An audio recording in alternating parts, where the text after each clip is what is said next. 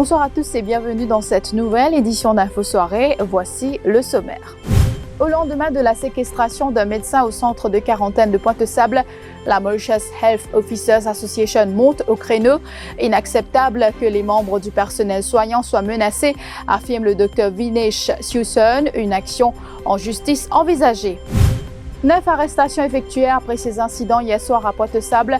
Ils seront inculpés à la fin de leur quarantaine. Tolérance zéro contre les fauteurs de troubles, prévient le DCP Djogrou.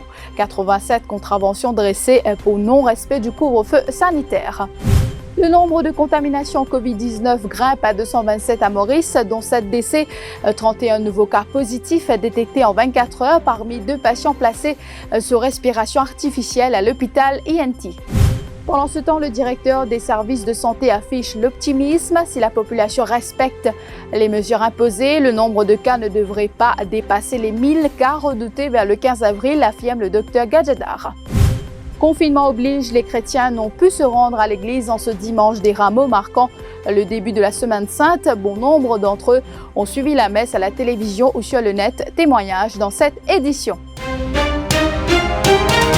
Au front pour lutter contre la pandémie du coronavirus, les membres du corps médical disent travailler avec la peur au ventre en cette période de crise sanitaire, face au comportement violent de certaines personnes placées dans les centres de quarantaine. D'ailleurs, pas plus tard qu'hier, un médecin a été séquestré et menacé avec une paire de ciseaux au centre de quarantaine de Pointe-Sable. Une situation vivement décriée par la Mauritius Health Officers Association. Son président, le Dr Vinesh Susan, n'écarte pas une action en justice chez Adjadou. Une action inacceptable et intolérable. Le docteur Vinesh Susan ne cache pas sa révolte après l'agression et séquestration d'un de ses collègues au centre de quarantaine de Pointe-Sable, alors que les membres du corps médical luttent chaque jour pour sauver des vies, affirme le président de la Mauritius Health Officers Association. Lamentable, avec les vraiment scandaleux. Et nous, dans l'exercice de nos fonctions, nous peut être subi une agression et verbale et physique. Ça, c'est la deuxième fois qu'il peut arriver dans l'espace une semaine. La première, c'était dans un centre de quarantaine dans la région de l'Est. Donc, ce qui nous va comprendre, c'est pourquoi une personne qui peut mettre qui nous garde en quarantaine peut agir de cette façon. Les médecins, nous, à risque, nous peut risquer nous-mêmes, nous, la vie, nous, le travail de sa centre de quarantaine, là, pour capable, ça va nous dépister en temps et lieu pour qu'ils ça m'a dit c'est de quarantaine là, je parle propage un virus dans la société mauricienne. Il est vraiment scandaleux ce qui peut arriver là. Et bien sûr, nous payons tout nos soutiens. Et concernant ces 2 cas d'agression là, ça nous mettons une sévère mise en garde contre une personne qui finit de faire ça là, parce qu'il ne va pas arrêter de la même. Nous finissons de nous legal advice pour faire une poursuite judiciaire et l'Espagne a fini ça aussi des de quarantaine. Et là, pour une caisse qui peut venir après. Tolérance zéro contre ceux malmenant les membres du personnel soignant dans les centres de quarantaine, prévient l'adjoint commissaire de police Krishna Djogrou. D'ailleurs, des actions ont été prises, explique le haut gradé. Nous avons un incident. Nous avons un incident hier et avant ça aussi. Premièrement, nous avons un incident sur l'hôtel quand nous avons besoin de transfert Bandimoun à Voiset, Bobassin, Quarantine Center. Là, je ne finis casse la caméra, tout ça là, nous finissons ouvrir l'enquête là, nous pouvons prendre une action appropriée quand la quarantaine pour terminer. Jeudi, à Pointe-Sable, centre de quarantaine Pointe-Sable, il y a un doctoriste là-bas, je malmène sa doctoriste. L'enquête finit ouverte, nous l'équipe là-bas, et nous finissons identifier Bandimoun qui fait ça là, et nous nous cochons pour savoir nous ferons ce qu'ils ont commis là. Malgré ça, hier, vers 16h30, encore une fois, c'est un médecin et le corps médical qui est là-bas, un groupe de personnes en quarantaine, je malmène le médecin et le corps personnel. Heureusement que les médecins ont le temps pour faire l'appel à la police, nous avons une section de la police finale là-bas, SHU finale, et nous allons sur le terrain et nous évitons le pire, nous allons dire. Sinon, je suis pour un problème là, tu peux être plus grave. À ce moment-là, nous faisons besoin, nous passons dans le choix, malgré qu'ils sont dans la quarantaine, nous finissons arrêter 9 personnes. Nous finissons arrêter 9 personnes, nous finissons envoyer à Vakwa Quarantine Center, Detention Center qui était, finissons déclarer Quarantine Center, nous l'avons envoyé là-bas. Le gouvernement peut faire beaucoup d'efforts. Le gouvernement peut donner toute facilité dans le centre de quarantaine. Malgré ça, il paraît incompréhensible comme un dimoun qui peut agir comme ça. Docteur fin expliquer, fin dire qu'il fait dans la quarantaine. Et nous pouvons faire tout ça là, que sa maladie n'a pas propagé. La force policière, nous pouvons zéro tolérance ban dimoun qui peut agir contre l'autorité. Et surtout contre ban personnel soignant. Ça ban dimoun là peut faire tout ça efforts là, tout ça efforts qu'ils peuvent faire là, faut pas nous bien protéger eux. Et la police là pour protéger eux. En quarantaine depuis 2 semaines, des confinés du centre de quarantaine de Pointe-aux-Sables voulaient obtenir l'autorisation de regagner leur domicile respectif, mais ils se sont heurtés à un refus de la part du médecin. Le ton est monté, certains ont séquestré et menacé le médecin avec une paire de ciseaux. Il a fallu l'intervention de la police pour amener le calme. Après cet incident, 9 suspects ont été placés en état d'arrestation. Ils seront provisoirement inculpés à la fin de leur quarantaine. 31 nouveaux cas positifs détectés au Covid-19 en 24 heures, portant le nombre total de personnes contaminées à 227 à Maurice, dont 7 décès. 142 hommes sont touchés contre 85 femmes et 17 sont âgés de moins de 20 ans. Parmi les patients testés positifs au coronavirus, 2 ont été placés sous respiration artificielle à l'hôpital INT. Information fournie par le National Communication Committee en fin de matinée lors d'un point de communication. 17 policiers ont été également contaminés au coronavirus parmi 13 officiers du Passport and Immigration Office.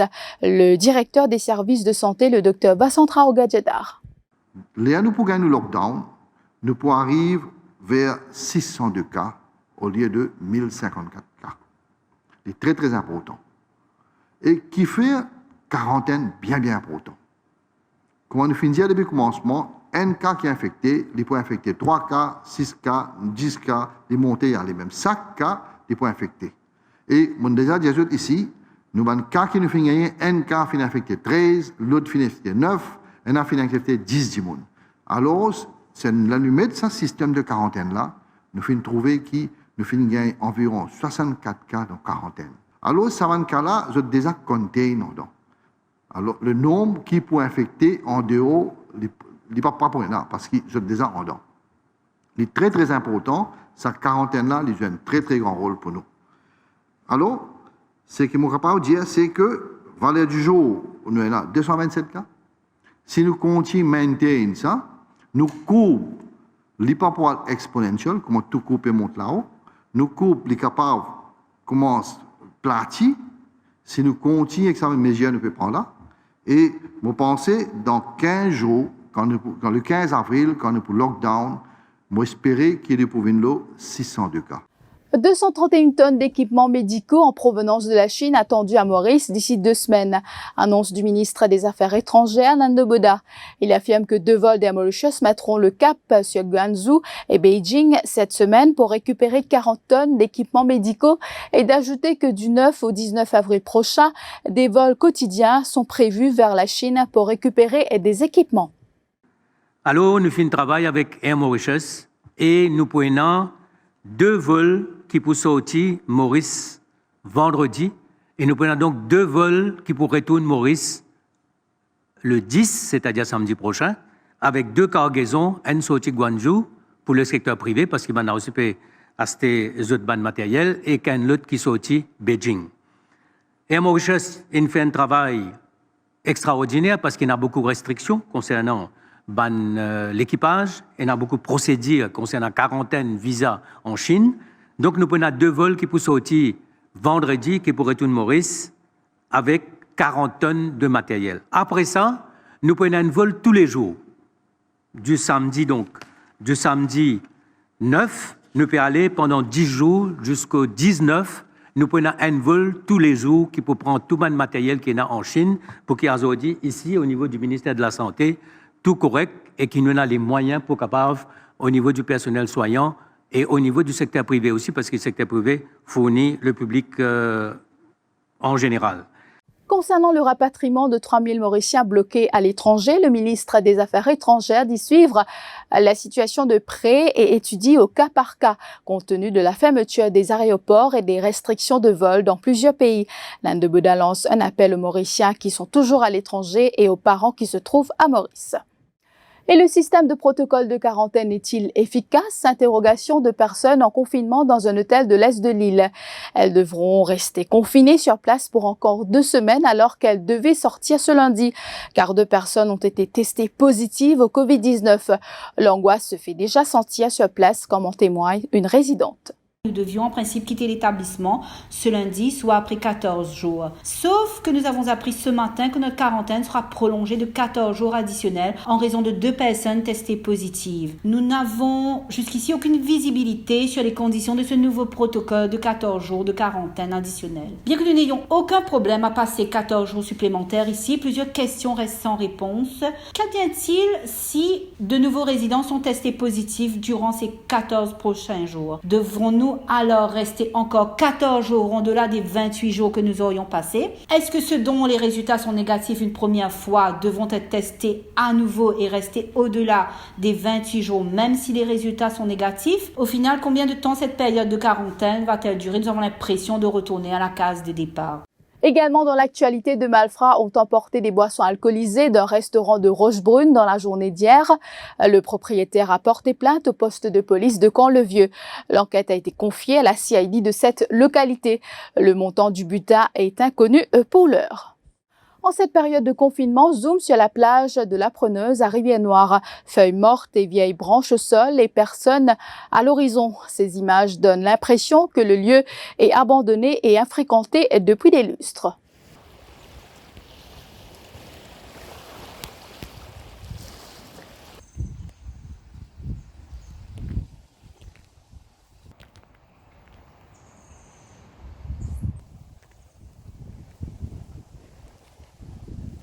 Tout à fait autre chose à présent, un dimanche des rameaux pas comme les autres en cette période de confinement. Cette célébration marque le début de la Semaine Sainte et prendra fin avec le Triduum pascal qui nous mène à la fête de Pâques. Face à la pandémie du Covid-19, les chrétiens à Maurice, comme ailleurs, n'ont pu se rendre dans les églises.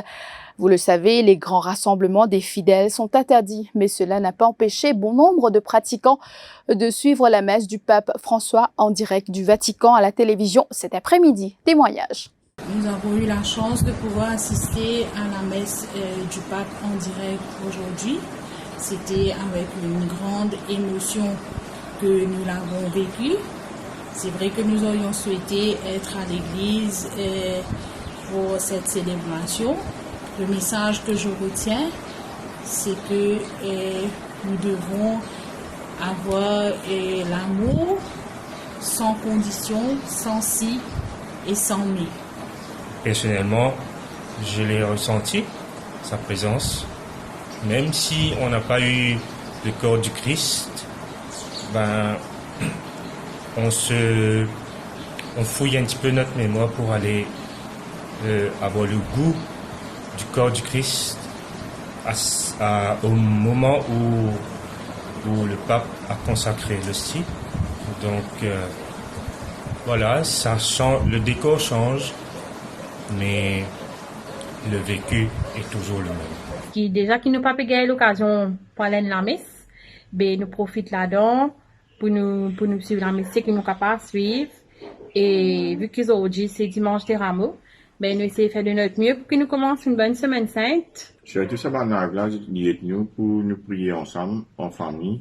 Surtout pendant ce confinement, nous avons prié en famille. Ce matin, j'ai pu suivre la messe des rameaux qui a été coprésidée par les pères Gérard Mongélard et le père Laurent Rivet à la paroisse de Sainte-Hélène. À 8h30, j'ai pu suivre ça à travers Facebook Live. Et puisque Rodrigue est toujours en confinement, j'ai aussi pu avoir l'occasion de suivre la messe sur KTO, qui a été présidée par le pape François, ce qui me permet de rester en communion spirituelle avec le pape François, bien sûr, ainsi que tous les fidèles du monde entier. J'ai été immensément triste de ne pouvoir vivre ce grand moment avec la communauté en Église. Mais grâce à la page Facebook de notre paroisse, nous avons pu, nous, les paroissiens de Sainte-Marie-Madeleine, vivre la messe live par le Père Pascal hier soir et ce matin. Et finalement, j'ai trouvé qu'il y avait du bon dans ce confinement, car finalement, ce Jésus, il est venu chez moi. Jérusalem était dans ma maison. Et j'ai pu avoir beaucoup plus de temps pour m'imprégner et vivre cette passion que je médite encore jusqu'à maintenant. J'ai pu vivre la bénédiction du pape en direct. Et ça a été un grand moment d'émotion. Finalement, je me dis que, où que nous soyons, quelle que soit la manière, nous pouvons vivre notre foi. Et le pape François a célébré ce dimanche la messe des rameaux qui marque l'entrée dans la semaine sainte de Pâques dans une basilique Saint-Pierre déserte du fait de la pandémie liée au coronavirus. La messe a été diffusée en live sur le site internet du Vatican, comme le sera dimanche prochain la messe de Pâques, fête la plus importante du christianisme. Aujourd'hui, dans le drame de la pandémie, face à tant de certitudes qui s'effritent, face à tant d'attentes trahies dans le sens d'un abandon qui nous serre le cœur, Jésus dit à chacun de nous, courage, ouvre ton cœur à mon amour. Tu sentiras la consolation de Dieu qui te soutient, a dit le pape dans son homélie. Je voudrais le dire spécialement aux jeunes en cette journée qui depuis 35 ans leur est consacrée. Chers amis, regardez les vrais héros qui apparaissent ces jours-ci. Ce ne sont pas ceux qui ont renommée, argent et succès, mais ceux qui se donnent eux-mêmes pour servir les autres. Sentez-vous appelés à mettre en jeu votre vie. N'ayez pas peur de la dépenser pour Dieu et pour les autres. Vous y gagnerez, a-t-il ajouté. Voilà, c'est la fin de cette édition d'Info Soirée. Merci de l'avoir suivi et restez chez vous.